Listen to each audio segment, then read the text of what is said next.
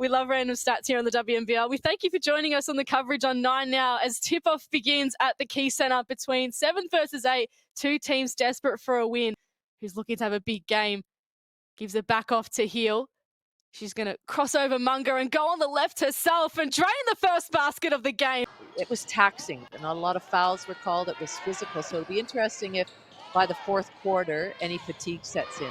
Burrell says, nah, no fatigue for me. I'm hitting that corner three and I'm hitting it well. So now the Flames on the counter. Froling just looking for an option. Gets Willoughby. We'll just pull up, and that's her sweet spot. She's done it all season. Here's Burrell in that corner spot once again. Doesn't have the same result though. Melbourne, good boards from the young guard and just chucks up a little floater and gets it to go. Willoughby, plays allowed to go on despite heaps of bodies hitting the floor. Rowe finds herself open and gets herself an early three. Heel. Back to Shervin. They're using the perimeter well, the Flames. Oh, and a nice open Shervin. The easiest of layups at a great time for Willoughby. Sydney being really disruptive on that high bomb ball screen, really showing hard, almost trapping.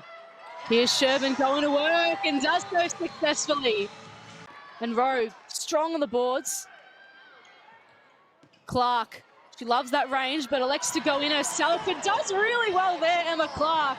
I think the scout would have said she usually does take those threes, so they would have been surprised when she opened the doors and went in herself. Let's see what Monica here's got. A little spin move and the finish. Let's see what they can do on this set. Smart's with it. And now Swain.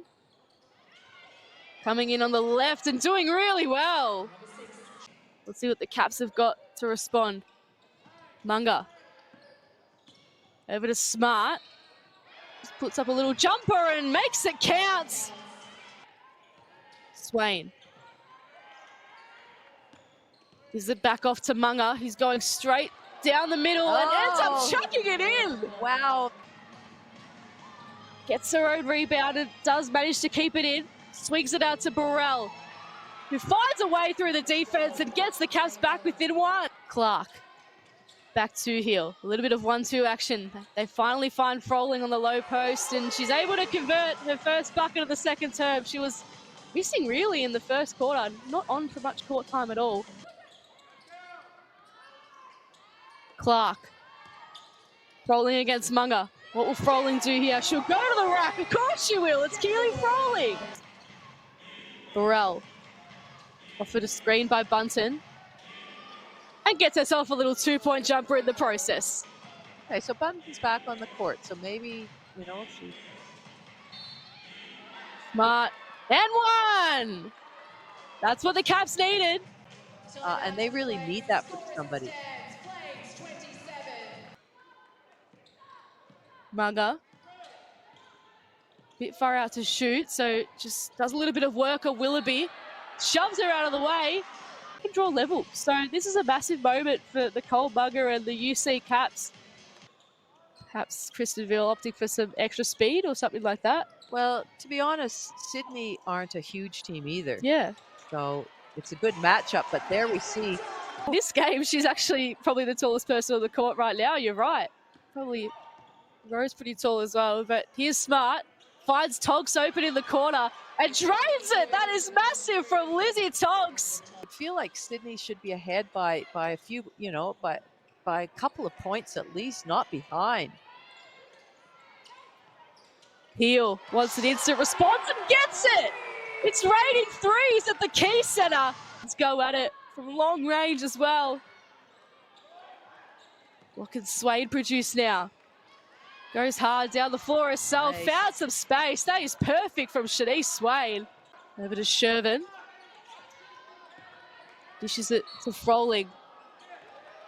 And the call will be offensive foul. And close it is again. The Flames up by just 2 on this occasion. Pizzi spins and shoots and scores. That's class from Beck Pizzi. Scores a back level at the Key Centre. Heel dribbles her way in and scores. Here's Shyla Heel. 2.5 minutes left until the end of the first half, and What a big first half it's been. Froling for three. Breaks the house down. Keely Froling. Open at the three-point line. She shoots the ball at just under 34%. Bro, this is another easy basket, but Froling, she just crawls out from under those two defenders. Allen with it. On for instant impact. Maddie Allen converts the massive three for the Flame. Put me on, coach. I can do the same thing. It's great to see Maddie Allen getting a go as Munga puts the spin move on Froling and she gets the instant response. So it's back-to-back buckets for both teams. And it works well. Willoughby got the little steal, but Melbourne gets the ball back in her hands. Bunton, good boards, and that's the offensive start that Alex Bunton needed. But the shot doesn't fall. Here's Willoughby now. Scores back level at the key setup. Willoughby just glides through the defense and gets herself on the board for the first time this. Gives it off to Heel. Shot clock ticks down to 10. Heel goes on her own and makes it in. Let's see if the Flames can capitalise on her absence as Heel goes to work on the baseline. Dumps it back up the top to Froling. And now Willoughby, coming around on the left, finds herself some space and a basket to go with it. Going to have a big role to play with Bunton and Melbourne both in foul trouble, you said. So too will Burrell. Pulls up for a little elbow J, and it rattles in. Much needed basket for the Caps. It was back-to-back-to-back for the Flames. Luckily for the Caps, she wasn't able to capitalise, and Burrell can make amends on the other end. Spins around Willoughby. That is all class. Forcing her to shoot over her long arms. Mugger found herself in a bit of trouble, but Burrell was there to help out. Here's a long three from Ray Burrell and puts the Caps back in the lead. She scored the Caps' last three baskets in this ballgame. Heel. Of course she responds instantly. When you need a player to step up, trust Shyla Heel. Burrell couldn't quite get the fourth basket that she wanted in a row. Willoughby, nice pull-up jumper. This is some great basketball from both teams. Both teams showing their wares. It doesn't feel like 7th versus 8, that's for sure. And that one rolls in too for Swain. Back to Burrell. Tries to dance around Froling. Pulls up from the charity stripe and gets it to go. Ray Burrell is taking this team on her back. Well, certainly a lot of one-on-one happening out there, but with the skills of Burrell and what she just showed us there, why not? Here's Heel, finds herself an open lane and gets the and one. She's had the complete opposite. She's been getting buckets left, right, and center. Let's see what she's got here on Rowe. Great defense by Kiera Rowe, but wow, what a finish. Everything possible to stop her. Hand in her face on the shot. Swished it still. I am speechless, Laurie. Ray Burrell is putting on a show, but so too is Jocelyn Willoughby. Gets the Flames back in the lead. The imports. How fun is this game to watch? It's really opened right up now. After a bit of a stop-start, here's Burrell again. Of course she hits it from long range. I reckon she was watching Mia last night and thinking, how can I replicate that? She's doing very well so far. Froling, dancing in. Monica here, back with it. Finds a way through, but a few Caps' hands get onto it. Doesn't matter. Keely Froling's there. She always is. Not what you want if you're Shane Heel. Burrell just pops one up. I think it was Swain actually on the other end. So tight tussle between two sides that desperately want to win. It's 7th versus 8, but the standard is right up there. It's high quality hoops. Monica here pulls up a little jumper of her own, gets it on the action. This is fantastic. Heel with it now. Speaking of dancing, she's pretty good at it. Dumps it off to Froling this time, goes under the defense, and gets the finish that she deserves. She's in a chokehold there with Monica here. Swain pulls up for three. Oh, that is clutch from Shanice Swain. They needed that. That brings them back to a 2-point game, Julia. Thought about the three, so too did Heel. Now she'll drive in, but a good defensive stop from Pizzi. It gets back to Monica here, who gets the three of her own. Couldn't convert. Here's Monica here. Player on the hot streak right now. Gives it off to Clark.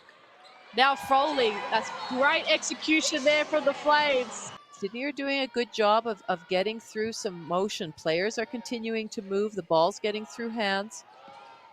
Monica here. Shot clock ticks down to 4. Goes on her range. She's feeling it right now. Tiana Monica here. We play that team basketball of shifting the defense, opening it up, maybe forcing a few switches. And Bugger responds on the other end. In one game to set a NBL 1 league record. So we know she can play. She can shoot the ball. She was incredible that game. I was watching her against the Inner West Bulls. She just could not miss. And Bunton gets a much-needed basket for her team. The Flames, we wanted to end that streak. Shervin. Dish off to Froling. 4 seconds to work with, and she does it perfectly. Tried to get it in, and they did. Smart, the responding 3. Got blocked on the way up. And Monica here, off and running for the Flames. Dancing around Melbourne. And bakes it in. Gives it off to Shervin. And now Heel. Shot clock down to 10, so she drives hard and drives successfully. Shyla Heel. Trapped. Monica here. The ball's taken off her, but Froling puts up a little prayer, and does that get counted? I don't think so.